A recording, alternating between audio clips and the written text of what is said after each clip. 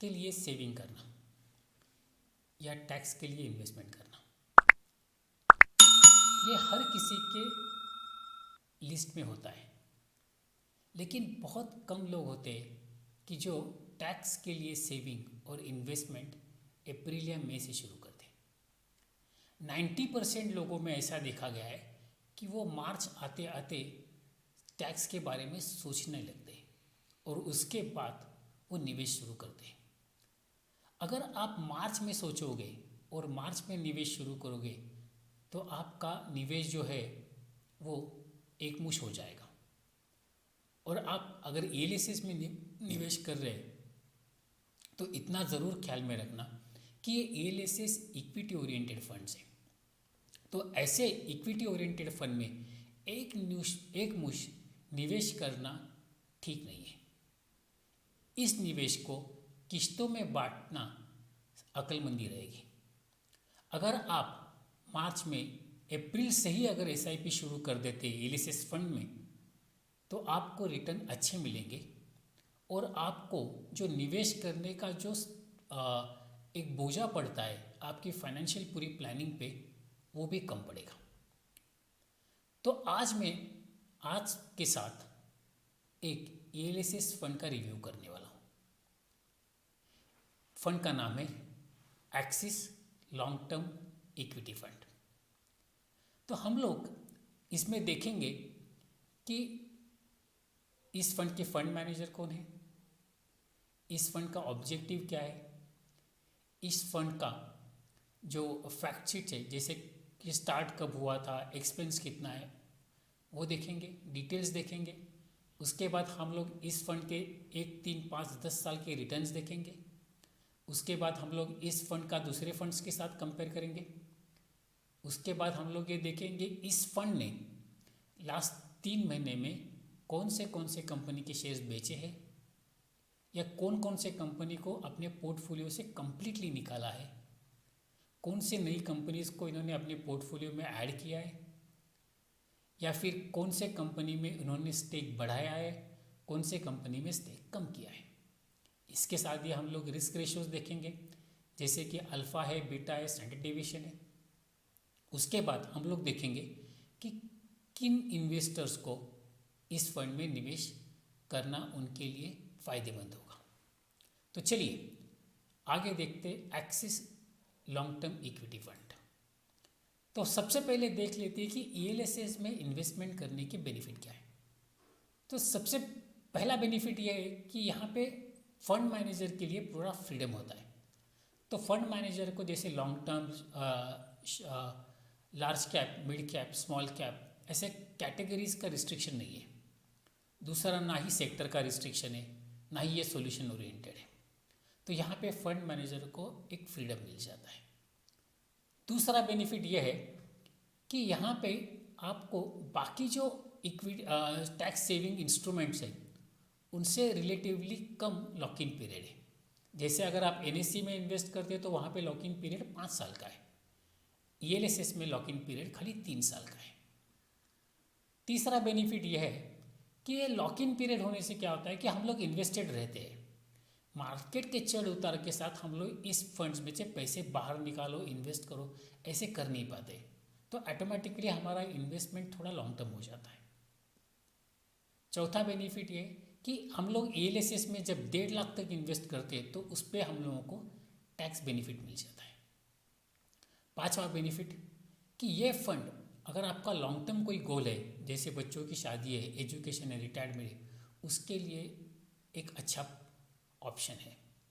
क्योंकि क्या होता है कि हम लोग यहाँ पे टैक्स भी आपका बच जाता है और दूसरा आपको ये एक बेटर ऑप्शन इन्वेस्टमेंट का भी है।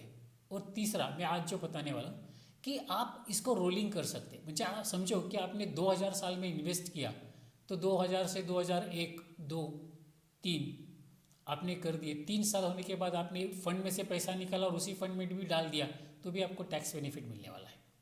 तो यहाँ पे आपका रोलिंग भी हो सकता है। तो चलिए देखते हैं axis long term equity fund. तो पहले जैसे मैं हमेशा कहता हूँ कि किसी भी फंड के लिए सबसे इम्पोर्टेंट आदमी कौन है, तो वो फंड का मैनेजर है। और इस फंड के मैनेजर है जिग्नेश गोमानी। बाकी तो चीज़ें आप पॉज करके पढ़ लेना। मैं यहाँ पे जो इम्पोर्टेंट चीज़ है वो दोहरा देता हूँ कि इनको 19 ईयर्स का एक्सपीरियंस है और 1 अप्रैल 2011 से ये इस फंड को देख रहे हैं। साथ ही में मैंने ये जो फंड मैनेजर है गोमानी साहब, ये बाकी जो स्कीम्स मैनेज करते हैं उनके नाम भी यहाँ पे दिए, तो आप कंपैरिजन कर सकते कि इनका ये जो स्कीम्स है और ये लॉन्ग टर्म कैपिटल ये जो इक्विटी लॉन्ग टर्म है, इनमें कंपैरिजन ऑफ रिटर्न कैसा है। अभी ऑब्जेक्टिव देखते हैं, किसी भी इक्विटी फंड के जैसा इनका ऑब्जेक्टिव भी सेम है कि long term capital appreciation while saving the taxes. ये fund mix of large cap और मिड कैप में इन्वेस्ट करता है। फंड फैक्ट्स देखते हैं, इस फंड का जो AUM है वो 21,784.76% है, 70 करोड़ से। तो इस फंड का अगर इस कैटेगरी में सबसे बड़ा साइज इस फंड का है।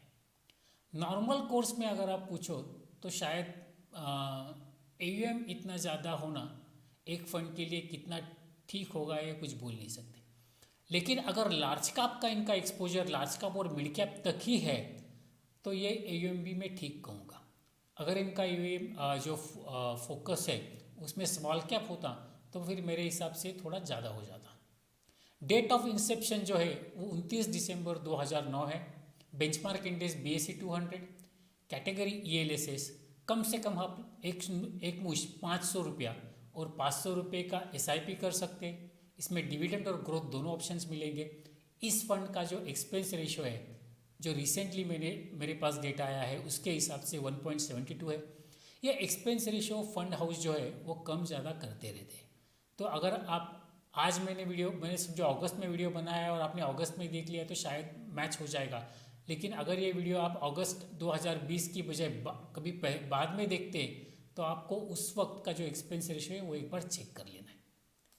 उसके बाद देखते हैं असेट एलोकेशन। 97% इनका इक्विटी एलोकेशन है, 3% इनका डेब्ट और कैश पे है।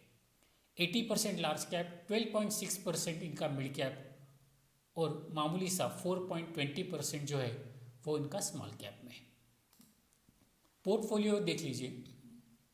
पोर्टफोलियो की हर कंपनी का तो नाम मैं नहीं लूँगा, लेकिन टॉप जो 10 कंपनीज है उनमें उनका 60% इन्वेस्टमेंट है।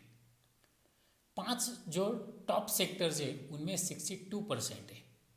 और इस फंड की मुझे जो सबसे अच्छी चीज़ लगती है वो है इनका फोकस जो है वो खाली 34 कंपनीज पे।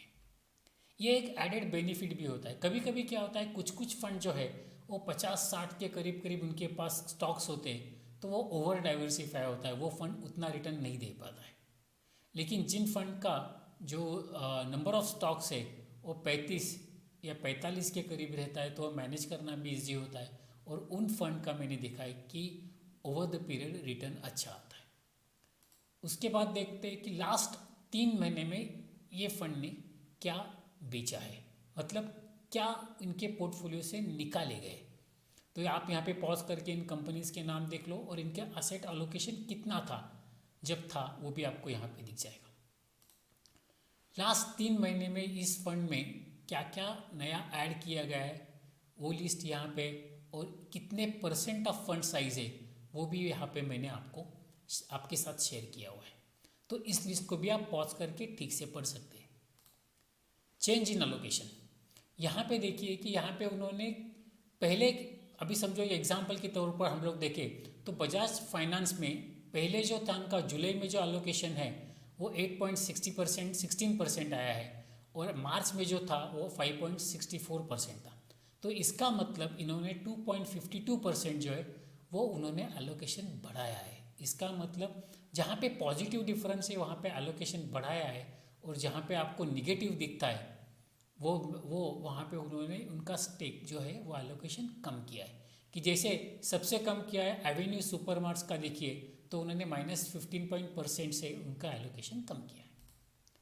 परफॉर्मेंस के हिसाब से देखें तो 1, 3 और 5 साल के लिए मैं कंपेयर कर रहा हूँ तो इनका इस फंड का 1 साल का रिटर्न है 14.42%, 3 साल का 8.42, 5 साल का 8.03।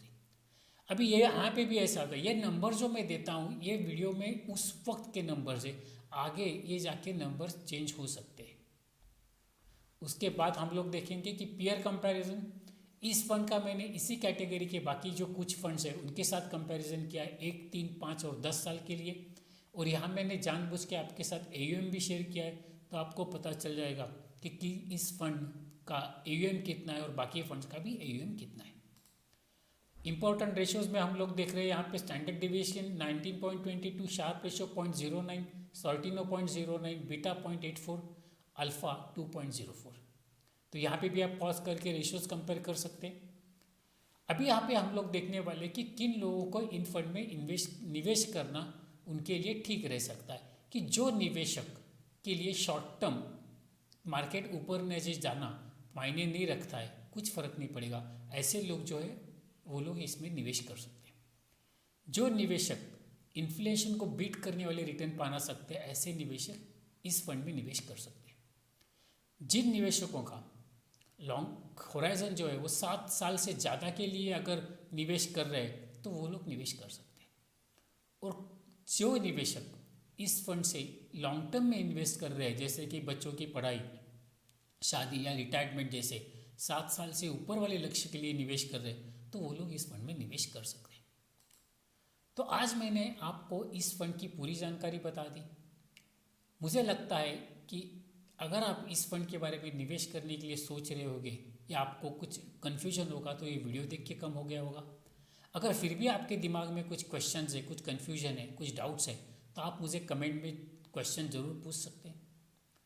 अगर आप इस चैनल पे पहली बार आए हैं और अब तक सब्सक्राइब नहीं किया है तो इस चैनल को सब्सक्राइब ज़रूर कर देना। और सब्सक्राइब करते वक्त बेल आइकॉन दबाना ना भूलना, क्योंकि बेल आइकॉन दबाने से क्या होता है कि जब भी मैं कोई नया वीडियो अपलोड करता हूँ तो आपका उसका अलर्ट मिल जाता है, तो आप वो वीडियो मिस नहीं करते। Thank you.